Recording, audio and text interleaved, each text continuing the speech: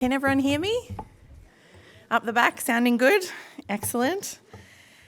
Thank you so much for joining us today. My name's Ebony Bennett. I'm Deputy Director at the Australia Institute. We're a leading public policy think tank based right here in Canberra, and proudly so, the heart of Australia's democracy.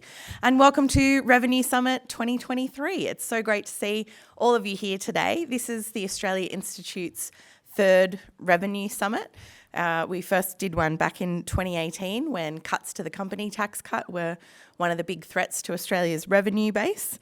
And today we're really proud and delighted to bring together leading economists, academics, politicians and civic leaders here to discuss revenue, tax reforms, the kinds of public services that we all need and rely on, and basically the kind of country that we want to live in.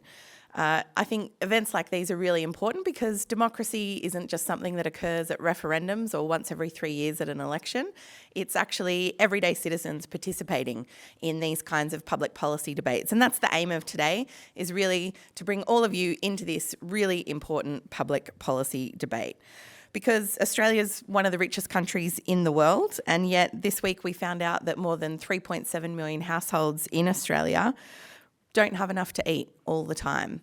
We also heard that there's billions sitting in offshore tax havens from a number of wealthier Australians. We know that the gas industry is raking in tens of billions in windfall profit and paying very little in tax. And last year we were fortunate enough to really hit the zeitgeist with the Revenue Summit because Liz Truss, the UK Prime Minister, ditched her income tax cuts for the very wealthy in the UK, which was on all the front pages. And this week we've been fortunate that Joe Hockey has reprised the Age of Entitlement just a few days ago, basically warning that politicians really need to get stuck in there and hack away at public services if we're going to get the economy back on track. So thank you all for joining us today. It's going to be a really fantastic day.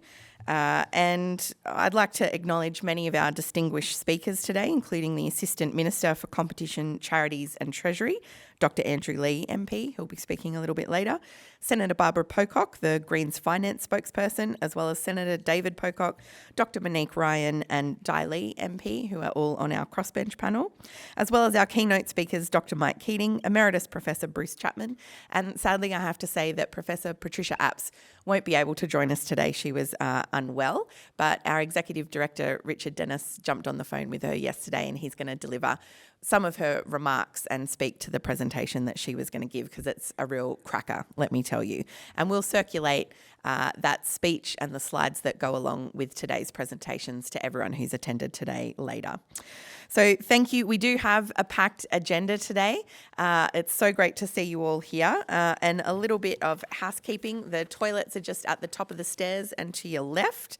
Morning tea, lunch and afternoon tea will all be served here in the foyer. But if you're a U3A member, our colleague Bill Brown will take you over for a special lunch and he'll take you where that's going to be at lunchtime. And today we're going to have a couple of opportunities for questions from the audience, and we're going to have a microphone set up just on the left here where you can line up and give your questions to the panellists when they come up. And if I can put my Tony Jones hat on for a second and ask purely for questions and not for speeches or comments when you come up to ask a question. So thank you so much today. We do want to begin, obviously, with a welcome to country, and I'd like to introduce Violet Sheridan, an elder from the Ngunnawal people, to give the welcome to country. Thank you. Thanks for watching, and a very special thank you to all our supporters who help keep us running. We're not funded by political parties or fossil fuel companies or government, but by people like you who know the importance of evidence-based research in shaping the critical decisions facing Australia. If you'd like to support us to continue exposing inconvenient truths, challenging vested interests, and explaining the big issues in plain English, please consider making a tax-deductible contribution today. Visit our website australiainstitute.org.au to find out more.